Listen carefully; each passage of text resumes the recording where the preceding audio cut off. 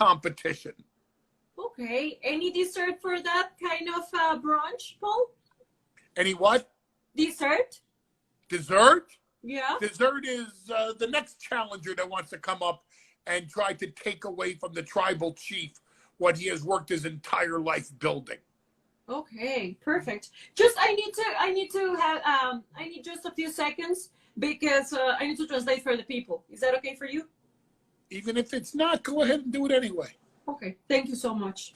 A ver, gente, pues estamos hablando acerca del brunch. Me dijo, a ver, mi brunch es ahorita y lo que a mí me gusta más es comerme lo que se va a comer el día de mañana, Roman Reigns, porque va a estar buenísimo el desafío que va a tener. O sea que básicamente el próximo desafío del jefe de la mesa, eso es lo que le gusta comer a Paul Heyman.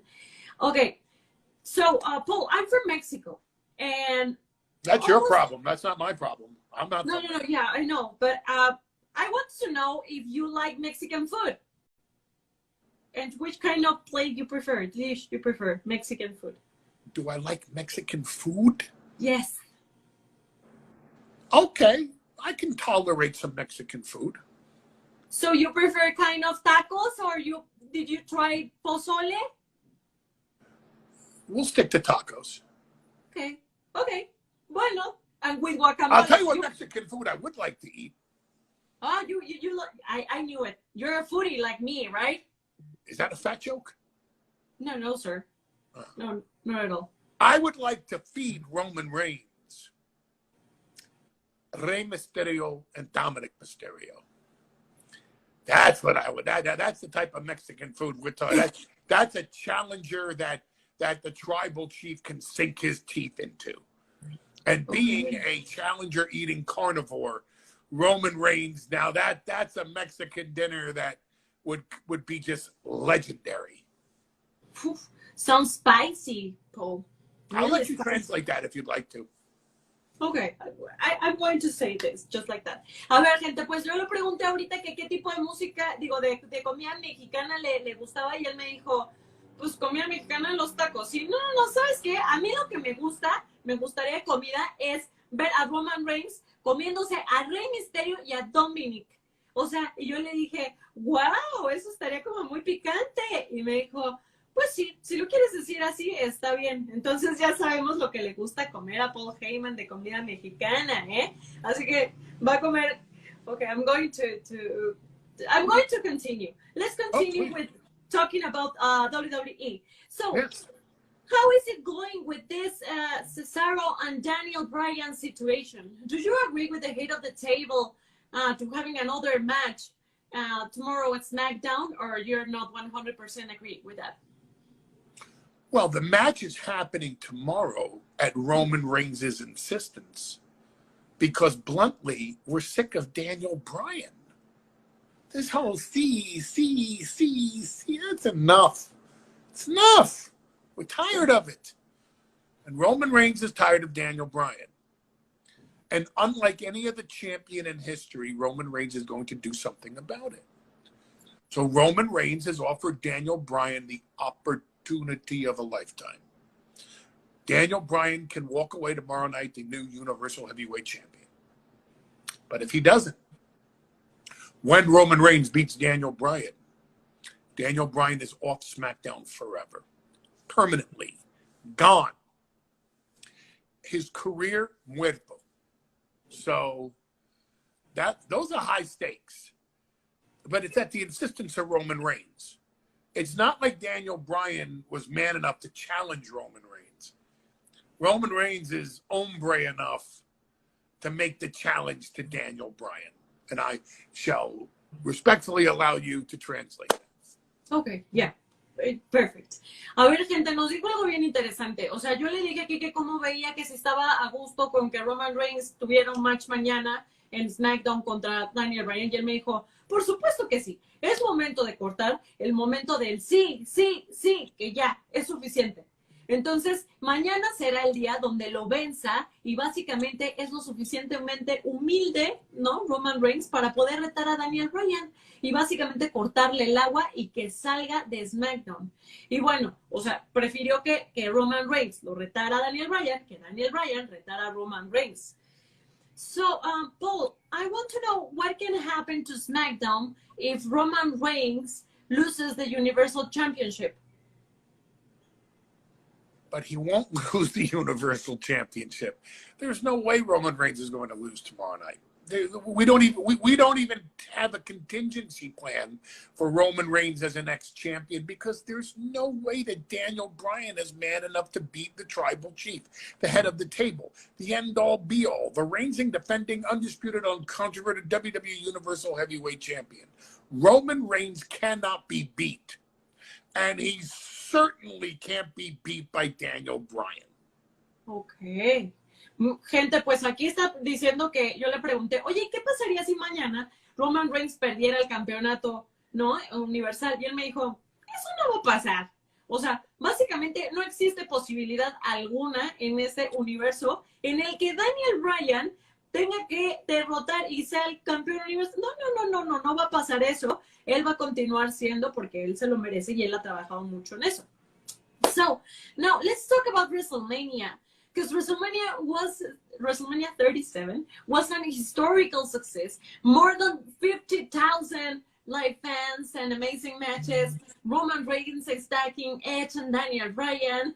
Please tell me, what do you feel about this amazing WrestleMania? Smash them, stack them, pin them, rack them, pack them. A historic pin that's never been seen before in the main event of WrestleMania. The most declaratively dominant pinfall in the history of WrestleMania main events. Never before has a main event of WrestleMania ended that declaratively, that dominant. Roman Reigns took two former world heavyweight champions, great athletes in their own right. Daniel Bryan is no joke, but he is compared to Roman Reigns. Edge is no joke, but he is compared to Roman Reigns. And Roman Reigns treated it like a handicap match, not a triple threat match. And he stacked them. And he pinned them both. And no one's ever seen anything like that in a WrestleMania main event before. And they will never see it again because there's no way they're going to put Roman Reigns ever in a triple threat again. Because look what happens. Two contenders down the drain, just like that, at the hands of the tribal chief, Roman Reigns. La la. Oh my God. Gente, no saben cómo me apasiona la forma en la que habla Paul Heyman. Oh my God. I really love the way that you talk, and I have to say that, sir. I'm sorry to cut this, but I accept you flirting with me. I don't blame you. If I was a woman, I'd flirt with you too. Yes, thank you, sir. A ver, pues dice que le pregunté que cómo estuvo el evento, cómo lo vio WrestleMania, ¿no? Que fue un evento histórico. Y él me dijo, por supuesto que sí. O sea, aparte de todo, estuvo Roman Reigns con Daniel Bryan, que Daniel Bryan es pues, ¿quién es Daniel Bryan, no? Que fue histórico, que también estuvo con Edge, que ¿quién es Edge? Y sin importar quién eran ellos dos, él lo que hizo súper sofisticadamente, porque aparte de eso, Roman Reigns es dejarlos abajo donde se supone que ellos merecen estar. Así que fue histórico, fue glorioso y fue maravilloso, así como habla nuestro señor Paul Heyman. Así que los afiló, los cubrió y les ganó. ¡Pum! Eso fue lo que nos dijo. Now, I heard that you wrote some screenplays for Hollywood. So, is this true? I mean, will we be able to see in the silver screen movie written by Paul Heyman in the near future? Oh, I have written some scripts.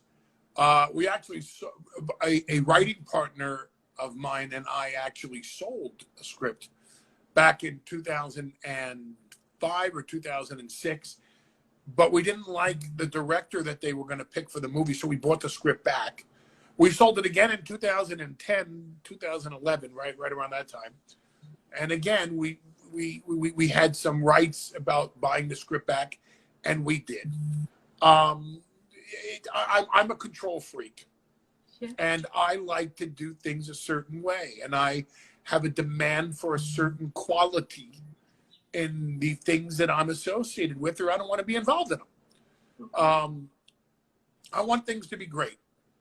Greatest of all time. best you've ever seen. And if it's not that, I don't want any part of it. It's why for Paul Heyman there was life after the run with Brock Lesnar. Because if you think of what we accomplished in our 18 years together, both in WWE and in UFC, in writing a book, which was the best biography by a UFC or an MMA fighter ever. I mean, my God, I mean, what else could I do in this industry? But then there was Roman Reigns, and that's an opportunity associated with something that can go down as the greatest of all time. So, in terms of screenplays, yes, I have written them.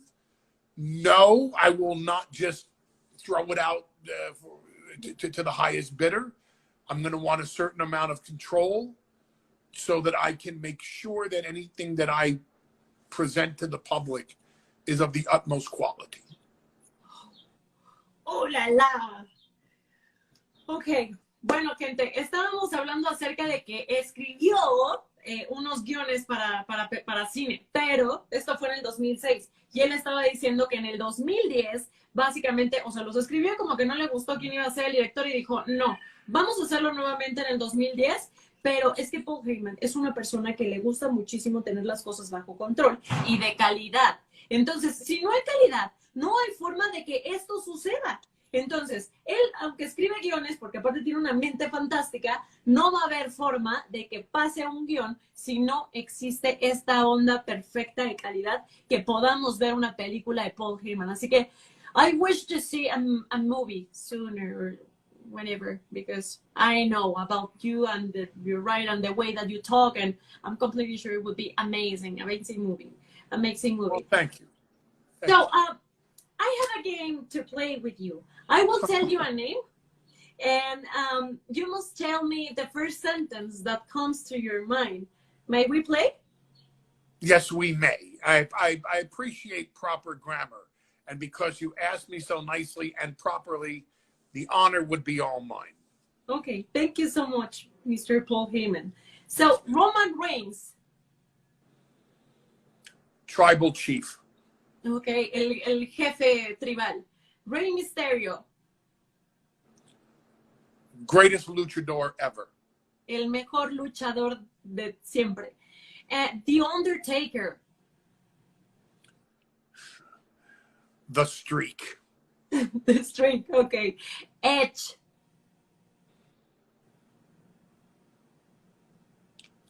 Greatest comeback in the history of WWE until he came up against Roman Reigns.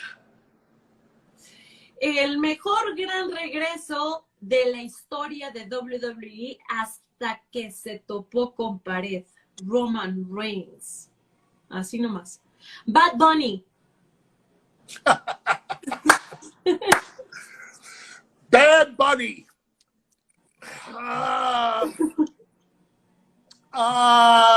Bad Bunny. I like Bad Bunny. The only way I could like Bad Bunny anymore is if he wasn't Puerto Rican, but he was Mexican. Amazing.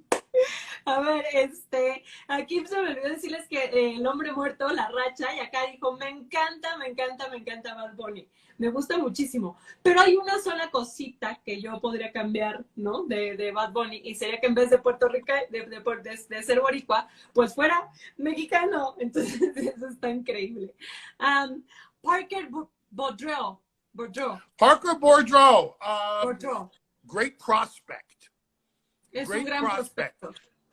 You know, and that's not all it takes to make it in WWE, but great size, great athlete, very smart young man, pursued his education. Yeah. So, great prospect. I have high hopes for him. Yeah, I think so. We'll see. Yeah, I think so too. Dice que es un gran prospecto, porque aparte de todo es joven, tiene el gran físico, que aparte gran tamaño, gran estado. Entonces él confía en que que aparte es un joven inteligente. And we have to close with this. Brock Lesnar.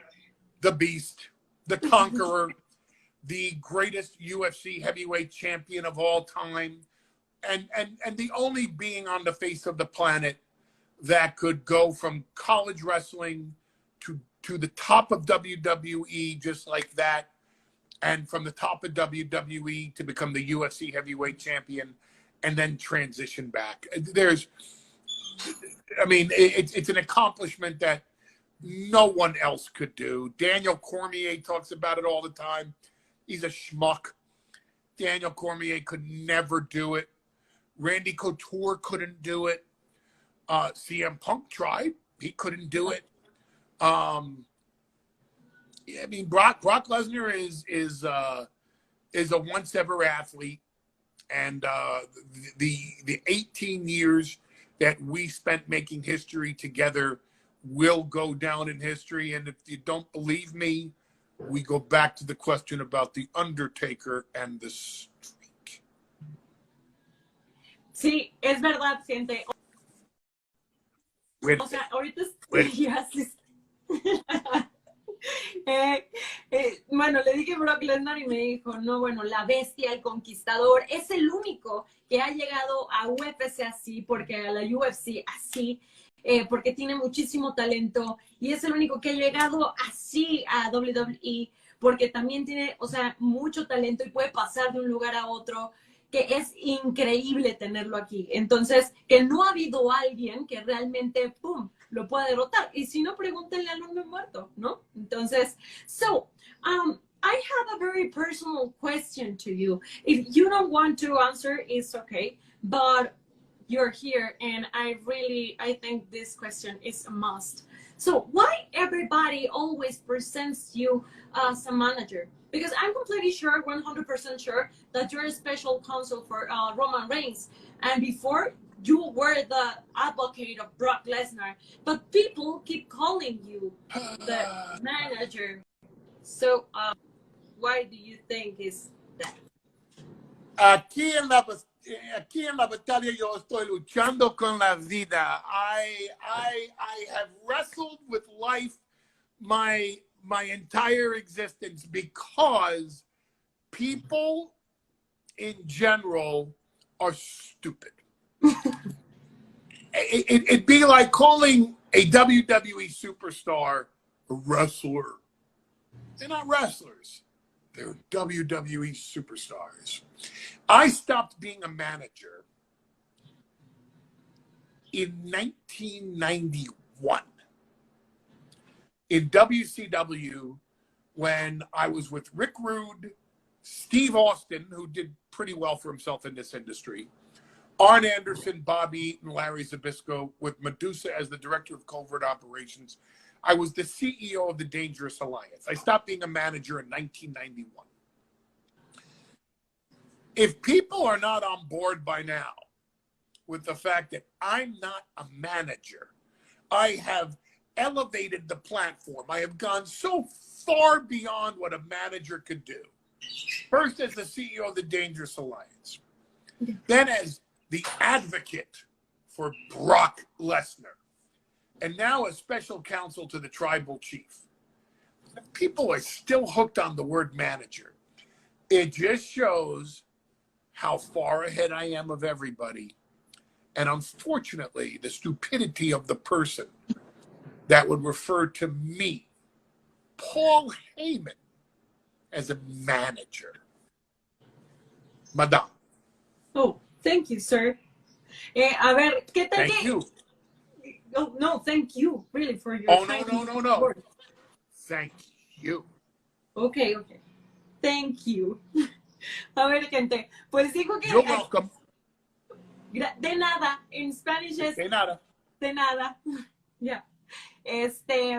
A ver, pues estábamos hablando acerca de por qué la gente le sigue diciendo manager cuando, pues, ha avanzado un montón. Y él dijo, básicamente es porque la gente es tonta. O sea, no les pueden decir wrestlers a los wrestlers, o sea, porque ellos son súper estrellas de WWE. que ahí hay una gran diferencia. Aparte, él dejó de ser manager en 1991 y ha ido avanzando y ha ido creciendo. Si la gente no logra entender esto, eso no es problema de Mr. Paul Heyman. Eso es problema de la estupidez de la gente. Así que, ya saben, gente, qué tan tontitos quieren ser. Okay, so thank you so much, Paul Heyman, for your time and your kindness and your word. For us, it was a really... And my intelligence. And my intelligence. Really, really, thank you so much. We love and my you generosity so of my time. Okay, yes, sir. Yes. So, thanks, and I hope to see you soon here in Mexico and in Latin America. Really. Well, the pleasure would be all mine. Thank you, sir. And before we leave, do you have any prediction for the Universal